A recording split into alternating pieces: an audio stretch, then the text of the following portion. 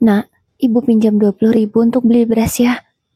Assalamualaikum warahmatullahi wabarakatuh. Apa kabar bunda? Semoga Allah selalu memberikan kebahagiaan. Apa kamu yakin nak untuk menceraikan istrimu? Ingat, Gibran sangat membutuhkan kedua orang tuanya. Kamu pikir matang-matang ya? Jangan hanya karena ibu kalian cerai. Ucap ibu dengan air mata yang masih mengalir di pipinya. Enggak bu, keputusanku sudah bulat. Aku akan tetap menceraikan Leni. Leni sudah menumpahkan air mata ibu dengan menghinanya. Padahal, waktu dia lahiran ibu yang mengurus semuanya. Leni memperlakukan ibu bak pembantu. Tapi ibu tak pernah protes. Ibu menjalankan semuanya dengan ikhlas. Kupikir, dia seperti itu karena habis melahirkan saja. Ternyata memang sifat aslinya seperti itu, Bu. Fadli tak bisa lagi menerima Leni atau memaafkannya. Sudah cukup. Aku menjawab ucapan ibu. Nak, rumah tangga ini memang kamu yang menjalaninya. Ibu hanya bisa memberi nasihat dan mengingatkanmu. Dan jika menurutmu ini yang terbaik, jalanilah. Ibu akan selalu mendoakanmu. Ibu mengelus pundakku. Aku langsung mencium tangan ibu. Maafkan Fadli, Bu. Mungkin semua ini terjadi karena Fadli tak peduli dengan ibu. Aku melupakan ibu dan adik-adik. Maafin aku, Bu.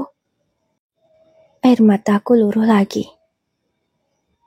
Aku menangis di pangkuan ibu. Menangislah, nak. Luapkan semua kesedihanmu. Tak apa sesekali menangis. Laki-laki juga manusia. Jangan tahan air matamu jika memang kamu ingin menangis. Kata ibu mengelus kepalaku. Tangisanku semakin kencang. Aku tak dapat membendung kesedihanku. Aku sebenarnya tak suka dengan perpisahan ini. Aku masih mencintai Leni. Tapi kecewaku terlalu dalam. Aku tak mampu memaafkannya. Mas, panggil Riri. Tapi aku tak bisa menjawab panggilannya. Aku masih menangis di pangkuan ibu. Yang sabar ya Mas. Aku yakin Mas bisa melalui semua cobaan ini. Mas yang kuat ya? Ucap Riri memberi dukungan. Makasih dek, kataku dengan suara terbata. Karena aku bicara sambil menangis. Setelah cukup lama, aku menangis di pangkuan ibu. Aku bisa sedikit tenang. Aku mulai duduk dan bersandar di dinding rumah yang terbuat dari kayu ini. Aku melihat ke langit-langit rumah. Ada genteng yang terlihat bergeser. Belum lagi kayu-kayunya, ada yang sudah lapuk. Ya Allah, semenyedihkan ini kondisi keluargaku. Tapi selama ini aku acuh. Padahal aku bisa sukses. Juga dari sini. Dari doa ibu dan adik-adikku. Tapi aku malah melupakan mereka. Aku merasa sangat bersalah. Aku akan menebus semua kesalahan ini. Tekadku sudah bulat. Aku akan menceraikan dia. Aku akan mengurus semua secepatnya. Dan aku akan membahagiakan ibu dan adik-adikku. Besoknya, hariku lalu dengan sangat berat. Meskipun aku sangat yakin untuk menceraikan Leni. Tapi perpisahan ini juga sukses membuat otakku tidak bisa berkonsentrasi dengan baik. Banyak pekerjaan yang tak dapat ku handle. Karena aku selalu kepikiran. Ya Allah, kuatkan aku. Aku harus bekerja dengan baik demi masa depan keluargaku. Permudahlah jalanku ya Allah. Untuk hatiku supaya lebih tenang, kuputuskan untuk melaksanakan sholat duha. Di sepanjang sholatku, air mata tak mau berhenti mengalir. Sampai sujud terakhirku. Aku benar-benar merasa sedih dengan semuanya ini. Kuatkan aku ya Allah menghadapi semua ini. Doaku, hanya itu yang selalu aku mohon. Setelah sholat, hatiku jauh lebih tenang. Sehingga aku bisa lebih berkonsentrasi dari sebelumnya.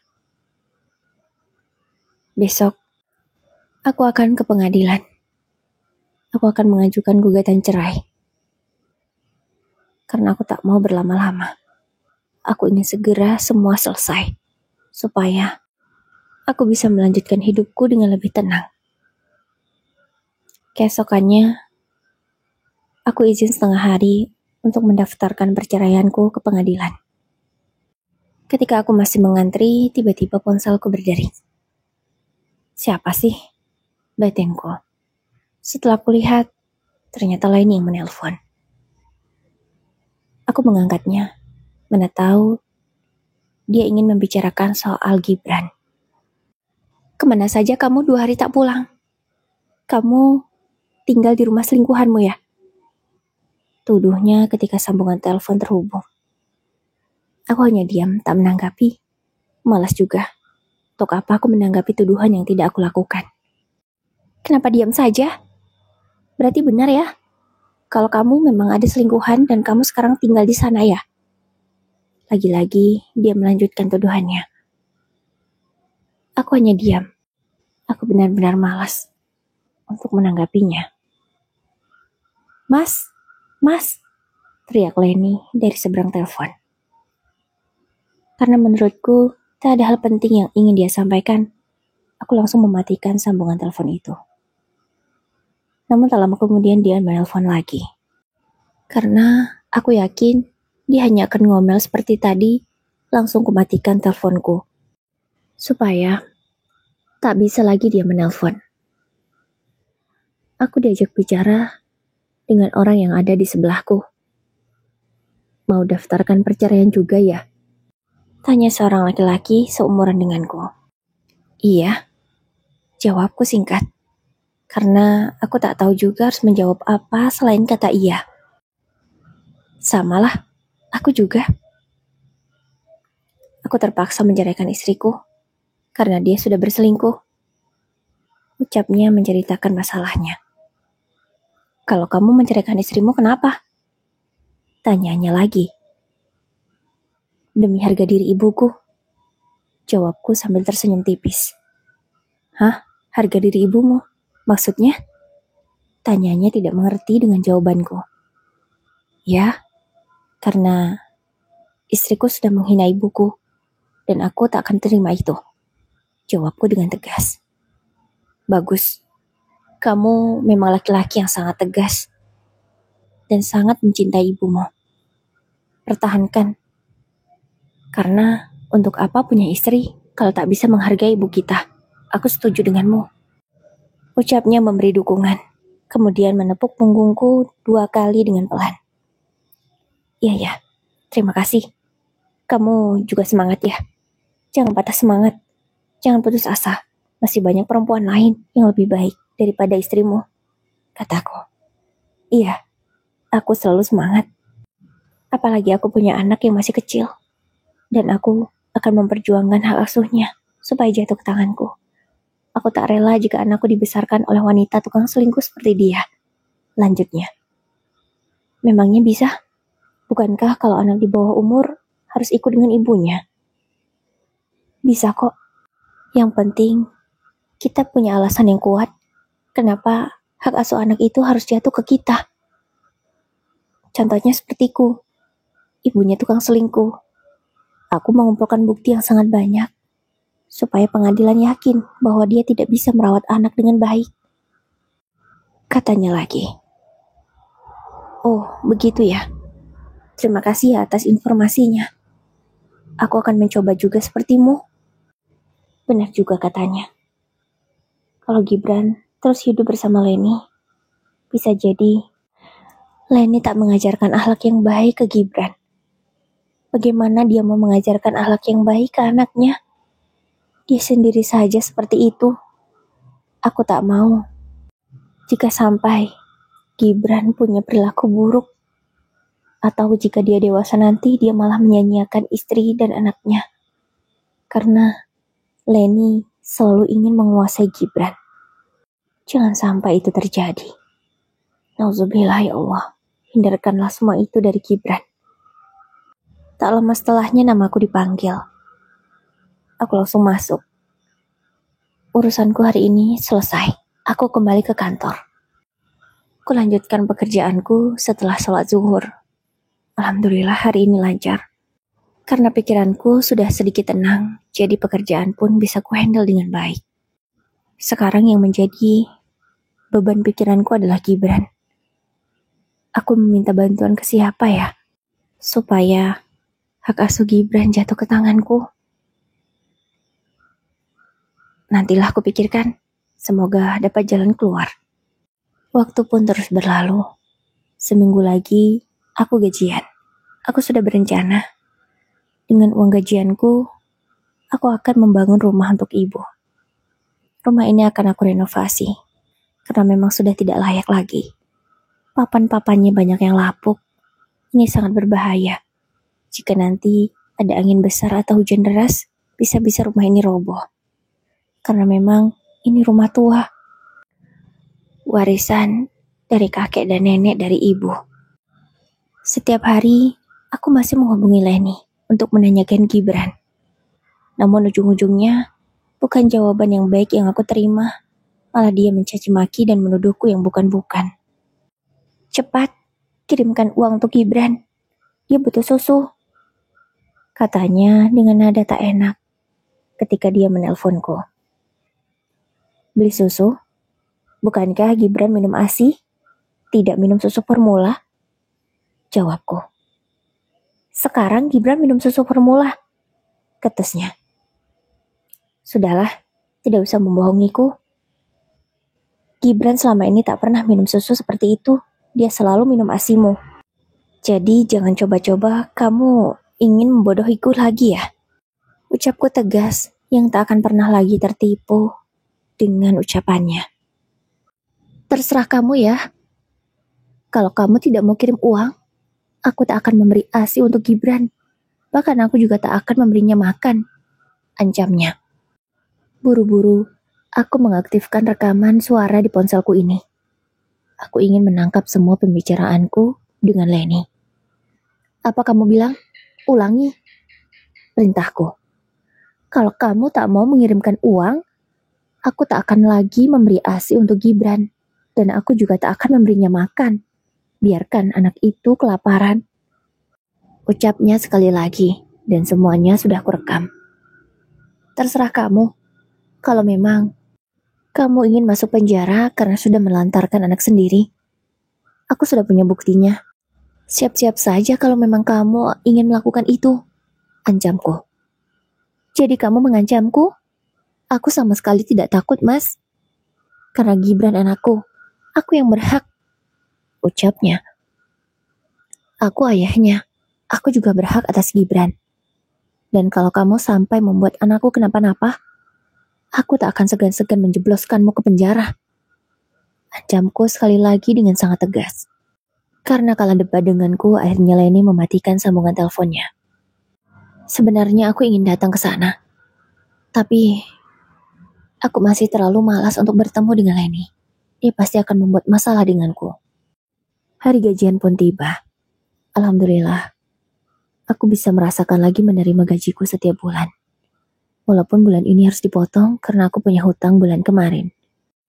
Tapi gajiku alhamdulillah masih banyak. Masih 27 juta. Ketika aku masih asik memandangi nominal gaji yang ada di rekening ini, tiba-tiba Leni menelpon. Ada apa? Tanyaku langsung, tanpa berbasa-basi. Hari ini kamu gajian kan? Kenapa uangnya belum masuk? Tanyanya. Sudah kok. Jawabku santai. Mana? Kenapa tidak masuk di rekening yang aku punya? Tanyanya lagi. Ya jelas tidak lah, karena aku sudah membuat rekening baru. Karena kamu bukan istriku lagi, jadi kamu tak berhak menerima gajiku. Jawabku. Apa kamu bilang? Aku masih istrimu ya. Meskipun kamu sudah menolakku, tapi itu hanya secara agama saja. Kalau secara negara, kita masih sah. Cepat, kirimkan uang itu ke rekening ini, perintahnya. Iya, ini aku juga mau transfer, jawabku. Ya sudah, cepat. Dia pun langsung mematikan telepon. Aku langsung mentransfer uang 3 juta ke rekeningku yang dibawa oleh Leni. Setelah uang itu terkirim, tiba-tiba panggilan masuk darinya lagi. Kenapa hanya 3 juta? Bentaknya. Emangnya harus berapa? Sekarang, aku hanya berkewajiban untuk menafkahi Gibran, tidak denganmu lagi. Kataku tegas. Mana bisa, kita belum resmi bercerai. Jadi, kamu masih berkewajiban menafkahiku. Oh, jadi begitu ya? Baiklah, akan kutambahi 2 juta lagi untukmu. Jawabku. Apa 2 juta? Kecukup, 10 juta lagi. Aku pun tertawa. Enak sekali dia mau memerasku. Atau kirimkan semua gajimu ke aku. Karena aku masih berhak, katanya lagi. Tidak salahkah kamu bicara? Sepertinya kamu itu sudah gila ya, Len? Kata aku. Enak saja kamu mengataiku gila. Aku ini memang masih berhak atas uang-uangmu, katanya lagi. Sudahlah, aku tidak mau debat. Aku akan menambahi 2 juta untukmu. Ingat ya, aku sudah menafkahi anakku, jadi rawatlah dia dengan sangat baik. Penuhi kebutuhannya, perintahku. Aku langsung mematikan sambungan telepon. Lalu mentransfer lagi sejumlah 2 juta. Namun, lagi-lagi Leni menelpon. Kenapa hanya 2 juta? Sudah kubilang kan semuanya, katanya. Ya sudah, kalau tidak mau, kirim lagi ke aku yang 2 juta. Tanpa menunggu jawaban darinya, aku langsung mematikan sambungan telepon itu. Menurutku tak penting lagi berdebat dengannya. Dasar wanita serakah, batinku. Setelah itu, aku ke toko bangunan untuk membeli material. Aku akan merenovasi rumah ibu secepatnya. 15 juta gajiku bulan ini akan kugunakan untuk membeli material, dan sisanya untuk upah tukang dan kebutuhan sehari-hari. Loh, ini apa nak? Kenapa banyak material yang datang? Tanya ibu bingung karena memang aku tak memberitahu dia sebelumnya. Aku akan merenovasi rumah ibu. Rumah ibu ini sudah tidak layak huni. Bisa roboh bu kalau tidak segera diperbaiki, jawabku. Tapi, sudah bu, ibu percayakan semuanya sama aku ya. Tapi nak, bagaimana dengan kebutuhanmu sendiri? Sudah bu, aku sudah memenuhi kebutuhan Gibran. Ibu tenang ya, tak usah pikirkan itu, sudah kuatur semuanya, jawabku sambil tersenyum. Proses pembangunan rumah ibu pun dimulai. Namun baru saja akan memulai, tiba-tiba gangguan itu datang lagi. Fadli, teriak seorang wanita parubaya dari luar. Aku yang mendengar teriakannya sudah paham itu siapa. Ada apa bu? Bisa tidak kalau bertamu yang sopan? Ucapku dengan tegas. Halah, untuk apa sopan dengan keluarga miskin seperti keluarga ibumu itu? Jawab ibu mertua sambil menghentakkan kakinya di lantai. Seolah dia sangat menghina bahwa rumah ibuku ini sangatlah tidak layak. Sekarang, kamu kembali ke rumah anakku. Kalian itu masih suami istri. Kamu itu jangan bodoh, Fadli. Kamu hanya dimanfaatkan oleh ibumu. Sekarang apa-apaan? Kamu malah akan merenovasi rumah ini. Seharusnya, uangnya itu digunakan untuk memenuhi kebutuhan Gibran dan anakku Leni. Bukan untuk ibumu yang tua rentah dan akan mati itu. Katanya lagi. Jaga ucapan ibu ya. Ingat, ibu juga sudah tua dan akan mati. Tidak hanya yang tua, kita semua akan mati. Ibu jangan terlalu sombong, kataku. Alah, kamu jangan kurang ajar sama aku ya. Kalau ibumu mah sudah tua, lebih tua daripada aku. Jelas dia akan mati duluan. Kalau aku mah masih sehat dan masih muda. Laki-laki muda saja ada yang mau denganku. Itu artinya aku lebih menarik dan lebih cantik daripada ibumu, jawab ibu mertua dengan sangat sombongnya, sambil mengibaskan rambutnya yang panjang dan hitam, namun hasil semiran. Aku pun berusaha menahan tawa. Bisa-bisanya dia bangga, karena didekati oleh laki-laki muda. Padahal laki-laki muda seperti mereka hanyalah ingin menguasai hartanya saja. Tapi mereka salah. Selama ini ibu mertua tak punya harta apa-apa. Rumah saja masih mengontrak. Hidup juga dari uangku. Selama ini, aku yang menopang semua kehidupannya. Berapapun yang ibu mertua minta, Leni selalu memberikan. Waktu itu aku tak masalah. Namun lama-kelamaan, aku geram juga.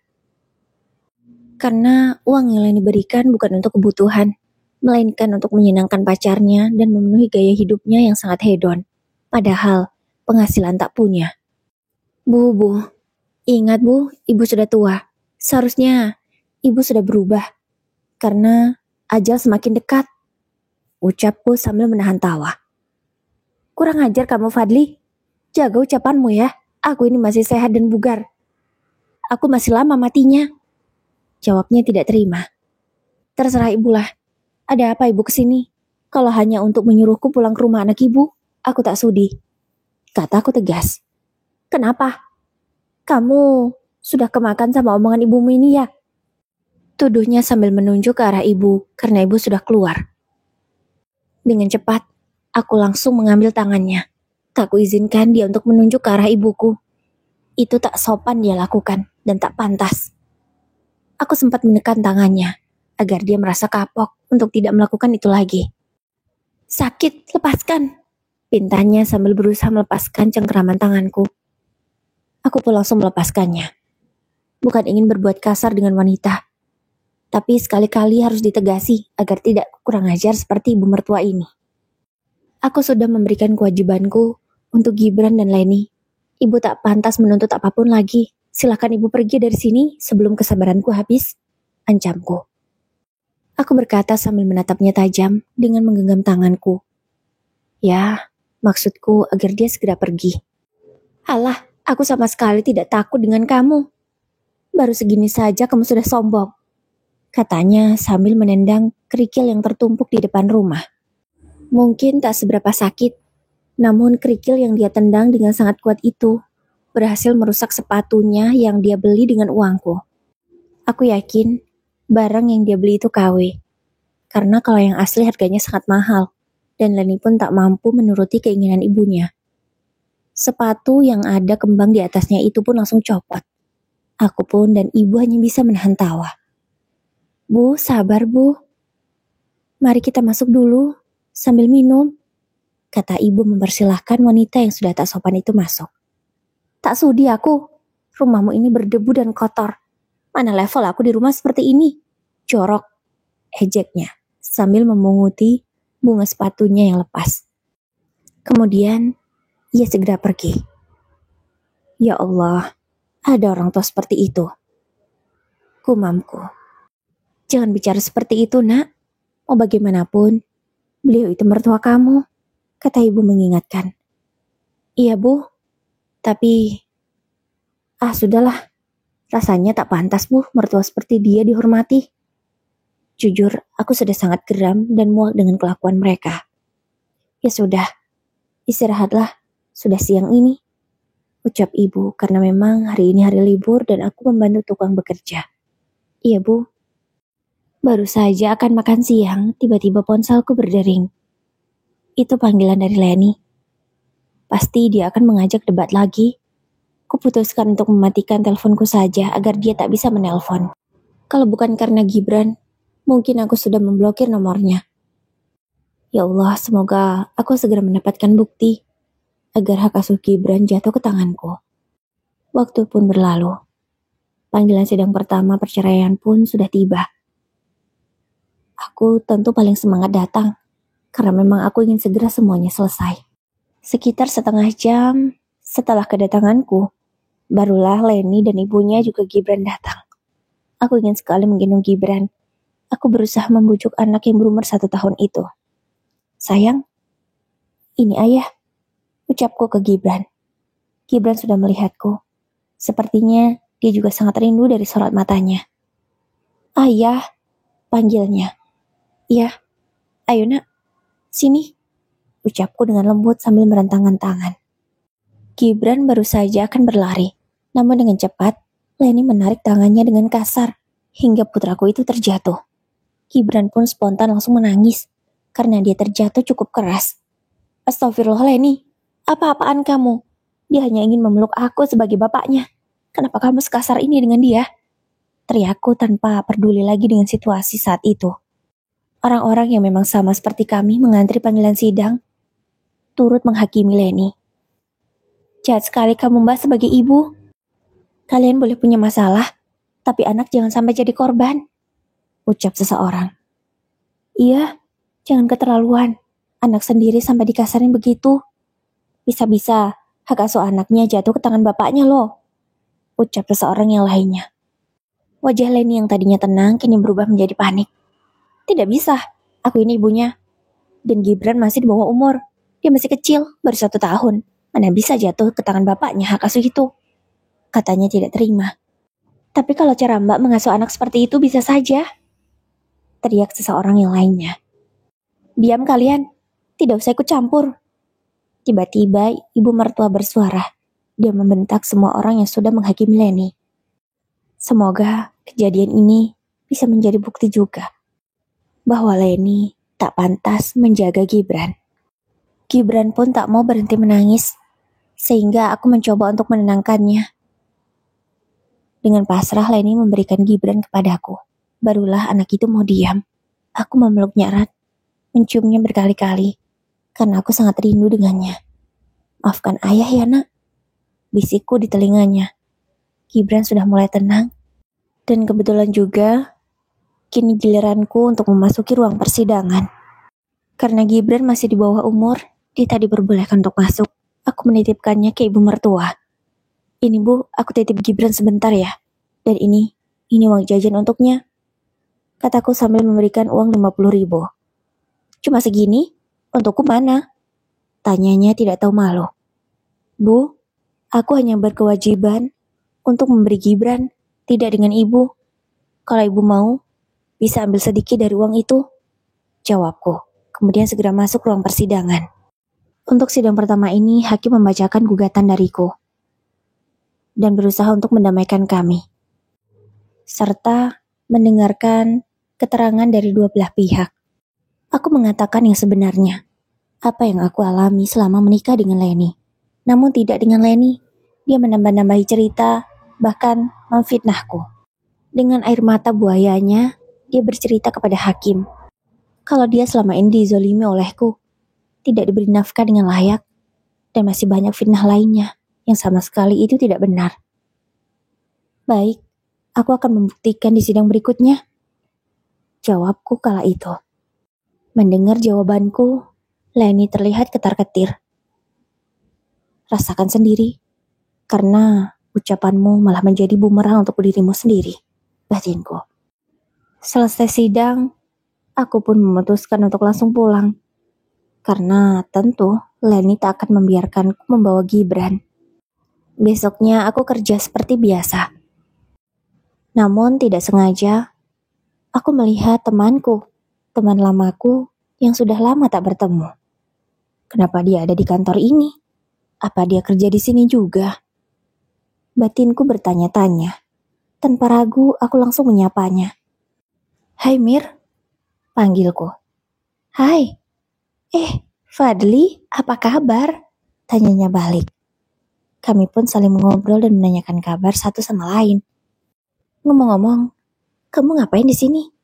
Kamu kerja di sini juga ya? Baru masuk? Tanyaku kepo. Tidak, jawabnya. Lalu? Oh, kamu klien baru di sini ya? Oke, berarti kita akan bekerja sama kalau begitu. Tanyaku sangat antusias, karena aku pikir dia adalah salah satu klien untuk perusahaanku. Namun Mira menjawab hanya dengan senyuman, kemudian dia segera pergi dengan alasan ada urusan yang sangat penting.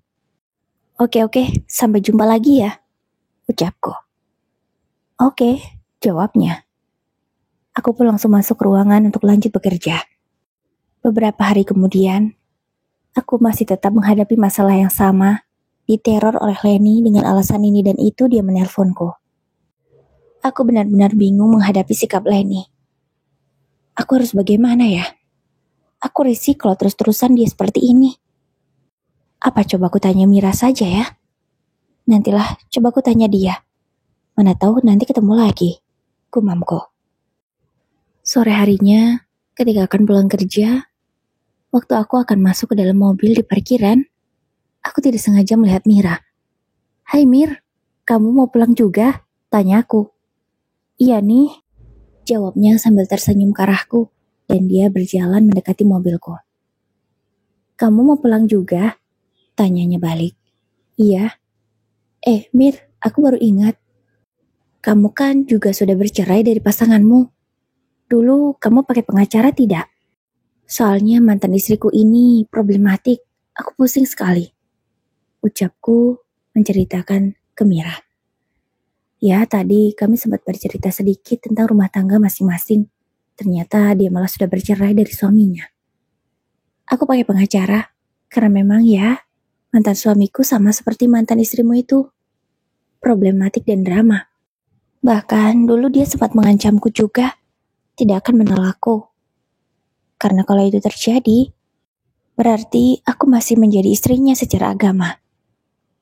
Untunglah, melalui bantuan hakim, pengacara, dan orang-orang yang memang paham di bidangnya, aku bisa bercerai secara sah baik negara ataupun agama. Dan kalau menurutku juga ya, kamu lebih baik mengirimkan seseorang untuk memata-matai istrimu itu, supaya kamu bisa mendapatkan banyak bukti bahwa dia tidak memperlakukan anakmu dengan baik. Supaya hak asuh anak jatuh ke tangan kamu, kata Mira memberi usul. Benar juga ide kamu. Baiklah, aku akan melakukannya. Aku sudah tak sabar lagi.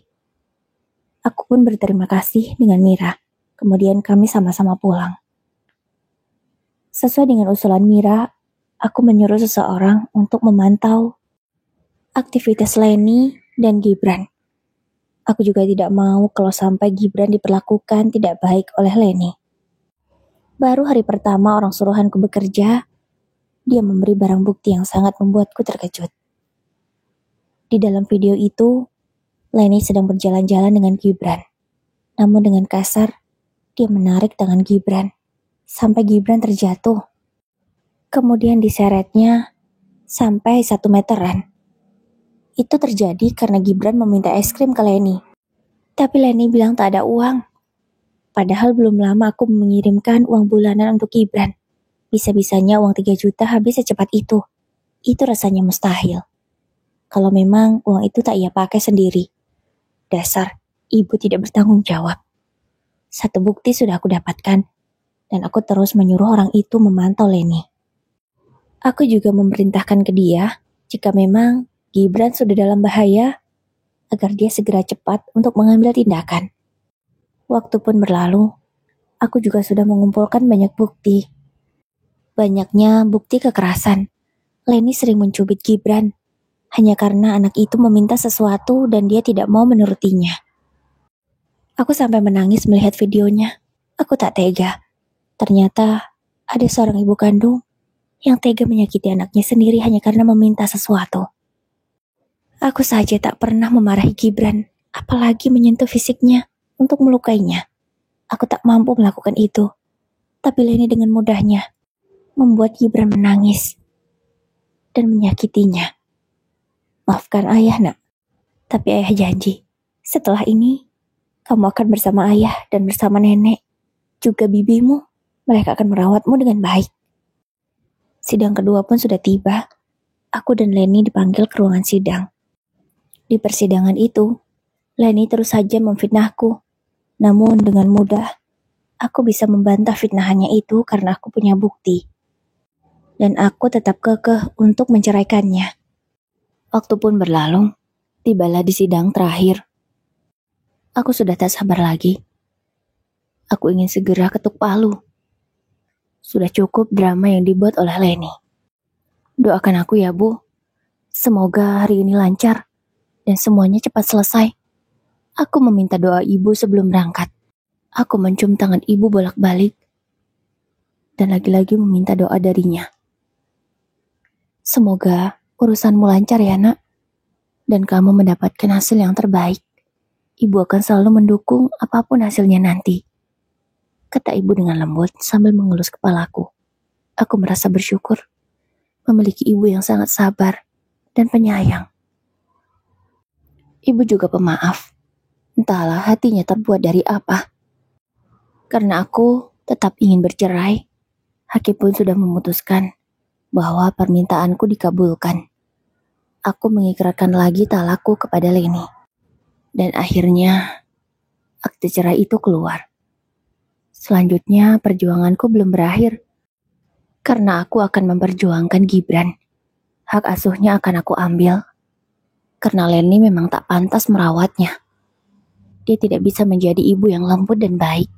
Aku tak akan membiarkan anakku diasuh oleh wanita yang kasar dan selalu menyakitinya. Aku sengaja memberi waktu Leni. Mana tahu dia berubah. Namun nyatanya, sampai sidang terakhir ini dia tidak bisa berubah juga. Dan aku akan segera mengurus semuanya. Dan aku yakin, aku akan memenangkan hak asuh anak ini. Sebab bukti yang aku miliki sudah sangat banyak. Kuserahkan semua bukti-bukti itu ke pengadilan. Dan dengan mudah, aku mendapatkan hak asuh Gibran. Meskipun dia masih di bawah umur.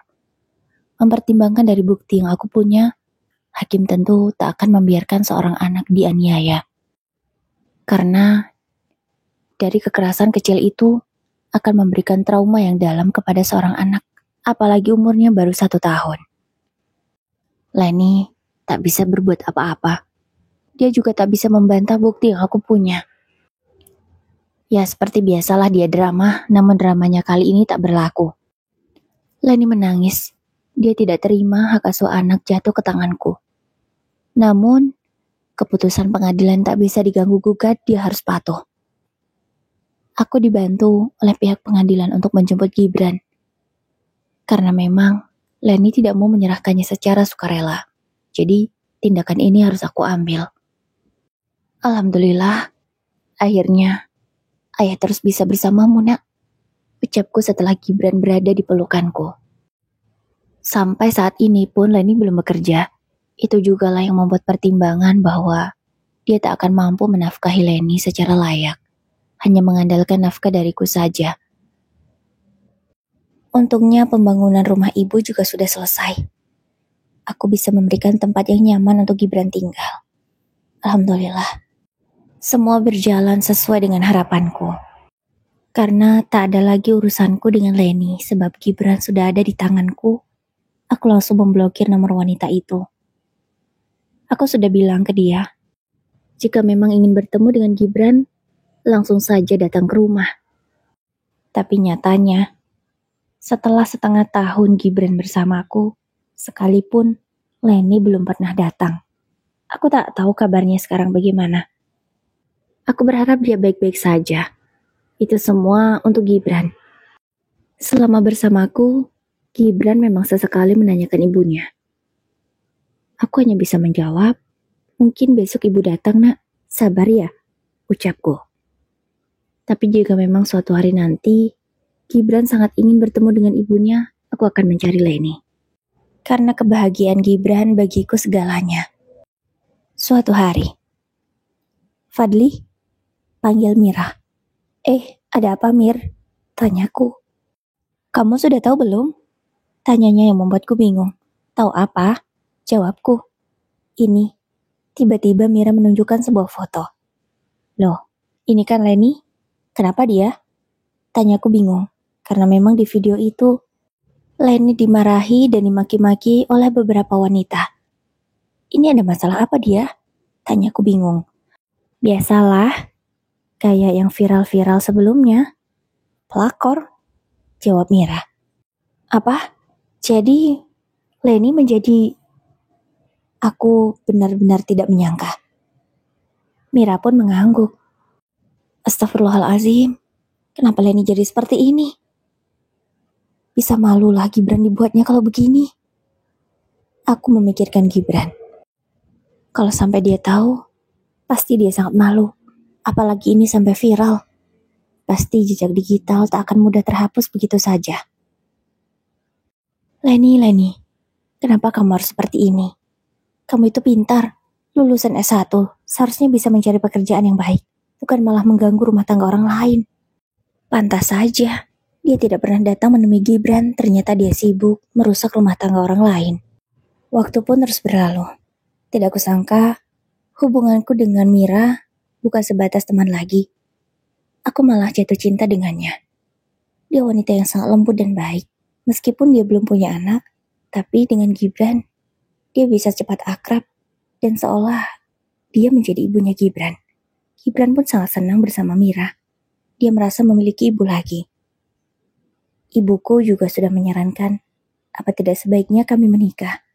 Namun aku tidak yakin kalau Mira mau denganku. Sebab, ya, aku dan dia bagai langit dan bumi. Mira ternyata direktur di perusahaanku. Sementara aku hanyalah seorang manajer biasa. Tapi tidak kusangka, Mira bukan hanya cantik dari luar saja, melainkan memang dalamnya juga semuanya cantik. Hatinya begitu baik. Mira mengungkapkan perasaannya kepadaku melalui ibu. Ya, Mira bilang ke ibu, dia siap menerima apapun keadaanku. Karena sudah mendapatkan lampu hijau yang sangat terang dari Mira tanpa ragu, aku langsung datang ke rumah untuk melamarnya. Bersama ibu, Gibran, dan kedua adikku, juga beberapa saksi, aku datang ke rumah Mira. Aku melamarnya dengan cincin yang sudah aku persiapkan. Dia menerimaku dengan tangan terbuka. Begitu juga dengan keluarganya. Alhamdulillah, akhirnya aku mendapatkan tambatan hati yang baru dan sangat baik. Acara pernikahan kami seminggu lagi akan dilaksanakan. Karena untuk menghindari fitnah, kami ini sama-sama duda dan janda. Jadi tak baik jika menunda pernikahan dalam waktu yang lama. Seminggu pun berlalu sejak hari tunangan itu. Aku sudah sah menikahi Mira. Kami sekarang sudah menjadi pasangan suami istri. Mira mengajakku tinggal di rumahnya karena memang dia sudah memiliki rumah. Sebenarnya berat untuk meninggalkan ibu dan adik-adik. Tapi kalau sudah menikah memang alangkah baiknya berpisah dari orang tua. Mira benar-benar sangat berbeda. Dia meskipun seorang direktur yang sibuk, tetap mempersiapkan sarapan untukku. Dan juga untuk Gibran. Dia membuatkan makanan yang sehat dan tentunya enak. Dia langsung membuat dengan tangannya sendiri tanpa bantuan asisten rumah tangga. Sungguh bahagianya diperlakukan dengan sangat baik oleh seorang istri. Gibran pun merasa sangat bahagia karena memiliki ibu yang selalu perhatian dengannya, tak pernah berkata kasar atau menyakitinya.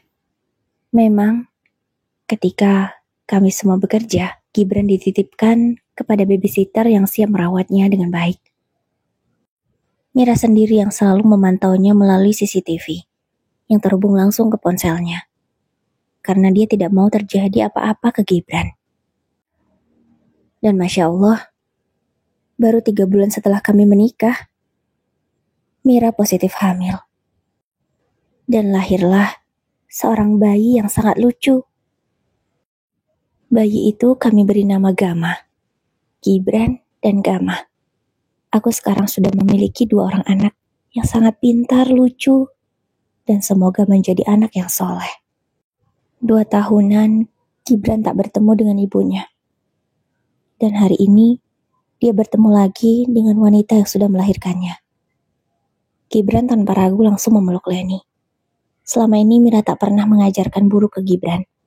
Dia selalu mengajari Gibran agar tetap menghormati ibunya apapun keadaannya itu. Leni sudah bertaubat. Dia bekerja di sebuah minimarket menjadi kasir. Ya, memang tidak sebanding dengan ijazahnya yang S1. Tapi itu lebih baik daripada dia mengganggu orang lain. Semoga kisah ini bisa menjadi inspirasi dan pelajaran bagi kita semua. Hormatilah orang tua, sayangilah orang tua, maka kebahagiaan hidupmu sudah dijamin oleh Sang Maha Kuasa. Amin ya Rabbal Alamin.